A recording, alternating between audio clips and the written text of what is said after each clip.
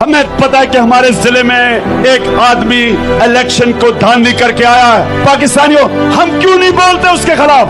हम क्यों नहीं जुल्म के खिलाफ और नाइंसाफी के खिलाफ अपनी आवाज क्यों नहीं बुलंद करते? अल्लाह ने हमारे ऊपर जिहाद क्यों फर्ज किया है? क्योंकि जिहाद का मतलब आप जुल्म और नाइंसाफी के खिलाफ अपनी आवाज बुलंद करें, उसको बर्दाश्त ना करें। एक आम गरीब आदमी पाकिस्तान में, इन लोगों के पास सवाए अपनी वोट के है क्या?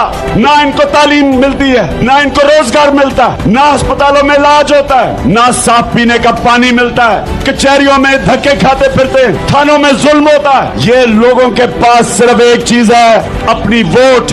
और अगर ये अपने वोट का इस्तेमाल ही ना कर सके, वोट किसी को दें, इक़्तिदार में कोई आ जाए, तो इन लोगों के पास क्या रह गया? जो हुकूमत आए आपकी वोट के बगैर, वो क्यों आपकी खिदमत करेगी? मैं पाकिस्तान के सारे इंसाफ के निजाम से एक सवाल पूछना चाहता हूं कि अगर एक हुकूमत धांधली करके इक़्तिदार में आ जाए, क्या पाकिस्तान में कोई ऐसा इंसाफ का निजाम है जो उस हुकूमत के खिलाफ हमें इंसाफ दे सकता है? क्या इलेक्शन कमीशन हमें इंसाफ देगी? सिर्फ यही नहीं कि हुकूमत आके धांधली करके गलत फैसले करे, पैसा बनाए, करप्शन करे, अवाम भी क्या करे?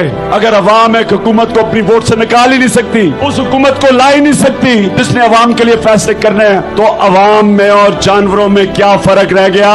ये जुल्म का निजाम है। हुकूमत आ जाए, सारे इंसाफ के दरवाजे बंद, हमारे पास सिर्फ एक दरवाजा रह जाए, हम अवाम के पास जाए। मेरे पाकिस्तानियों, आप जब तक अपने हकूक के लिए नहीं खड़े होंगे, आपके हकूक को कोई नहीं तहफ़्फ़ुज़ देगा। ये आपको भेड़ बकरियां समझेंगे और समझ रहे हैं। और जिस मुल्क में कानून नहीं होता, इंसाफ नहीं होता, पाकिस्तानियों, उस मुल्क का कोई मुस्तकबिल नहीं होता। हक और सच के लिए खड़े हों, क्योंकि जब एक कौम जुल्म के सामने खड़ी होती है, वो अपने से जुल्म कम कर देती है। उस कौम पे जुल्म नहीं होते, वो कौम जिंदा हो जाती है। जब वो जुल्म के सामने सर झुकाती है, करप्ट लोगों को बर्दाश्त करती है, वो अपना मुस्तकबिल तबाह करती है, वो गुलाम बन जाती है, वो इन जालिमों की गुलामी करती है।